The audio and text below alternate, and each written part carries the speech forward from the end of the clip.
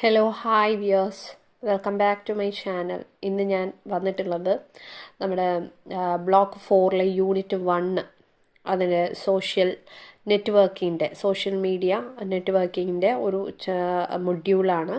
അതിൽ ചാപ്റ്റർ 1 ഇൻട്രൊഡക്ഷനെ കുറിച്ചിട്ടാണ്. Social network എന്താണ് എന്നുള്ള ഇൻട്രൊഡക്ഷൻ്റെ യൂണിറ്റ് ആയിട്ടാണ് എത്തിയിട്ടുള്ളത്. അപ്പം നമുക്ക് വൈകാതെ തന്നെ വീഡിയോയിലേക്ക് കടക്കാം.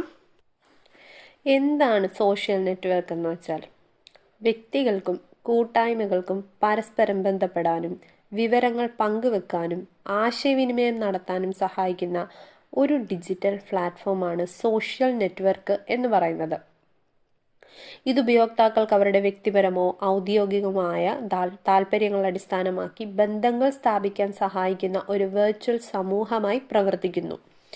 ഉദാഹരണത്തിന് നമുക്ക് ഒരുപാട് തവണ നമ്മളുടെ ഡെയിലി ലൈഫിൽ ഉണ്ടാകുന്ന എല്ലാ നമ്മളുടെ മെസ്സേജസും, അതായത് ഇൻസ്റ്റാഗ്രാം, ഫേസ്ബുക്ക്, വാട്സപ്പ്, ട്വിറ്റർ എന്ന് വേണ്ട എല്ലാം, ഇപ്പം നമ്മൾ എന്തെല്ലാം കാണാനും കേൾക്കാനും വേണ്ടിയിട്ടും അല്ലെങ്കിൽ മറ്റുള്ളവരുമായിട്ട് ഒന്ന് വിളിക്കാനും അവരുടെ കാര്യങ്ങൾ പങ്കിടാനും വേണ്ടിയിട്ട് എന്തൊക്കെ ഉപയോഗിക്കുന്നുണ്ടോ അതെല്ലാം നമുക്ക് സോഷ്യൽ നെറ്റ്വർക്കായിട്ട് കാണാവുന്നതാണ് അല്ലേ. ഇൻസ്റ്റാഗ്രാം, വാട്സപ്പ്, ഫേസ്ബുക്ക് പോലുള്ളവ. ഇവയുടെ പ്രധാന സവിശേഷതകൾ എന്തൊക്കെയാണെന്ന് വെച്ചാൽ, ഒന്നാമത് പറയുന്നത് പ്രൊഫൈലുകളാണ്.